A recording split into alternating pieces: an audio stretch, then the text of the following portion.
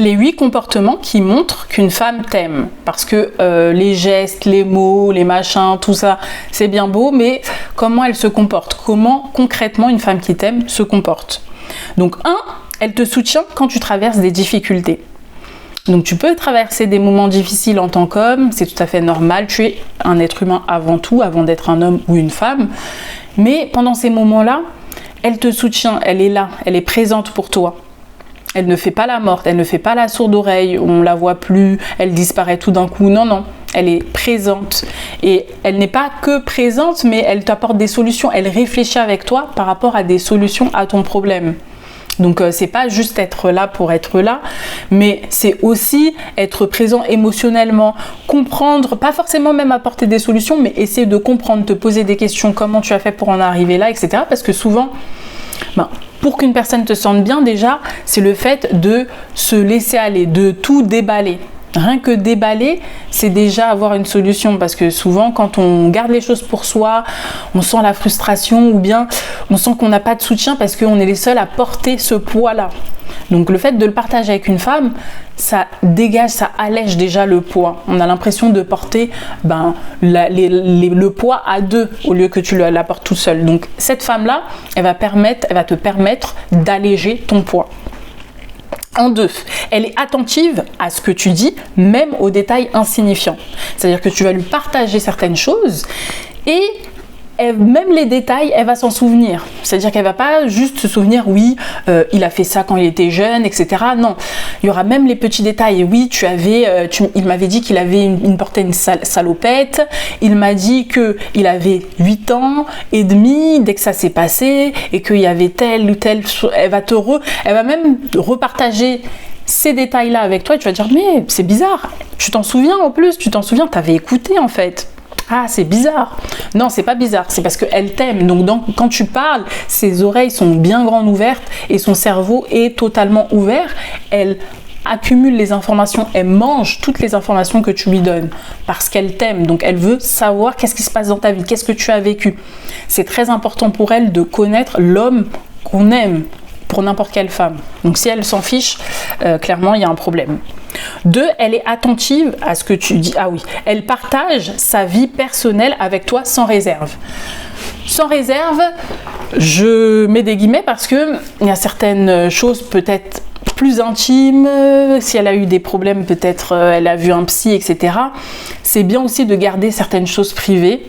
Ou peut-être qu'elle n'est pas prête à les déballer parce qu'il y a aussi un bagage psychologique, il y a des traumas d'enfance, etc., etc. Beaucoup de traumas, mais de manière générale, elle te dit tout sans réserve, à part tous ces petits, ces détails-là très spécifiques et très délicats. Elle va tout te partager sans réserve. Tu vas lui poser une question, tu n'auras pas l'impression qu'elle réfléchit pour te dire « Ah, est-ce que je lui dis? Est-ce que je lui dis pas? Si je lui dis, est-ce que... comment ça va se passer? Ça se trouve, on va se quitter, je vais rompre dans 2 jours, donc est-ce que je dois lui dire? Comment je fais? Si je lui dis, il va se passer ça, il va peut-être retourner ça contre moi, je ne sais pas quand, parce que je vais lui demander ça après. » Bon bref, elle fait des calculs, donc vous sentez, tu vois, dès que vous parlez, vous sentez qu'il y a des informations qu'elle cache en fait, par omission, parce qu'elle est dans le doute, elle ne sait pas si elle doit vous dire ou elle ne doit pas vous dire. Donc si vous avez cette impression-là, c'est qu'elle n'est pas totalement amoureuse. Elle est peut-être en train de tomber amoureuse, mais elle n'est pas amoureuse 100%. Une femme qui est totalement amoureuse, elle va plus réfléchir, ça va être spontané, elle va dire « Ah, peut-être après elle va se dire « Ah, mais pourquoi je lui ai dit ça ?» Mais en tout cas, elle l'aura déjà dit, elle va le dire naturellement, spontanément. Ensuite, elle se réjouit de tes réussites comme si c'était les siennes. Comme si c'était les siennes. C'est très important. Donc, c'est comme si c'était elle qui réussissait. Comme vous, messieurs, quand vous regardez un match de foot. Quand il y a un but, on a l'impression que c'est vous qui avez marqué le but. Je vous promets. On vous regarde, on a l'impression que vous êtes sur le terrain et que c'est vous qui avez marqué le but alors que vous êtes assis sur le canapé en train de manger des chips ou en train de manger je ne sais quoi. C'est la même chose avec une femme en fait. quand vous lui partagez vos réussites, elle est là, elle est enjouée, elle se dit « Ah ouais, c'est trop bien, t'as fait ça, t'as eu ça, non, non, non », on dirait que c'est elle, comme n'importe qui et un membre de sa famille. Moi, je sais que ma sœur, elle a une réussite, c'est comme si c'était ma réussite. Et vice versa.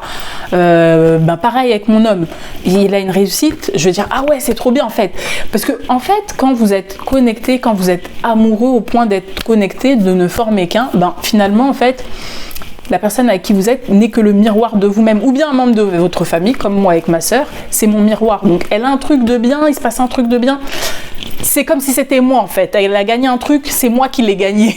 Il n'y a pas à chercher, il n'y a rien à comprendre.